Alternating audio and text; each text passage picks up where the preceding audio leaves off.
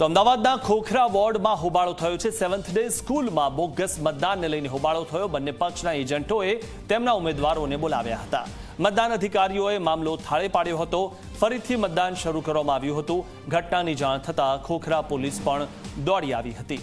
તો બોગસ મતદાન થતું હતું તેવી રજૂઆત કરવામાં આવી। ઘટનાની જાણ થતાં જ ખોખરા પોલીસ પણ આ મથકે દોડી આવી હતી। અમદાવાદના ખોખરા વોર્ડમાં હોબાળો થયો હતો।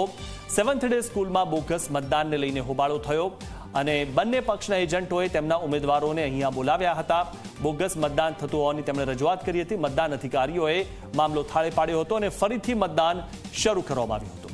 આ વિશે વધુ માહિતી મેળવી અમારા સંવાદદાતા દર્શલ પાસેથી। દર્શલ, આ જે 7th ડે સ્કૂલ છે ત્યાં ફરીથી મતદાન શરૂ કરવામાં આવ્યું કારણ કે હોબાળો થયો છે, બોગસ મતદાન થતું હતું તેવા આરોપ લગાવવામાં આવ્યા છે। શું હતું માહિતી?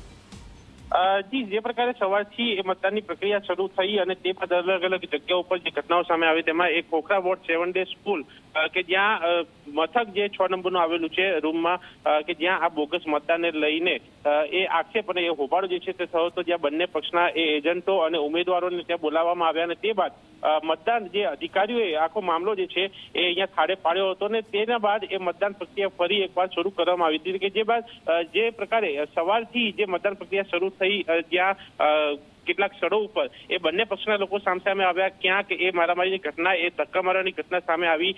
તેની વચ્ચે આ એક ઘટના પણ અમદાવાદ શહેરમાં બની હતી કે જ્યાં એ બોગસ મતદાનના આક્ષેપો થયા, હોબાળો થયો અને તે બાદ એ પ્રક્રિયા ફરી એકવાર શરૂ કરવામાં આવી। ત્યાં એક તપાસનો વિષય છે કે ખરેખર એ વસ્તુ બની છે કે કેમ, કારણ કે હાલ તો મામલો થાળે પડી ગયો છે, મતદાન પણ થઈ રહ્યું છે, પરંતુ એ બોગસ મતદાનના જે આક્ષેપો છે તે સાચા છે કે કેમ તેની પર તપાસ થવી એ જરૂરી છે। જી, આભાર દર્શલ માહિતી આપવા બદલ।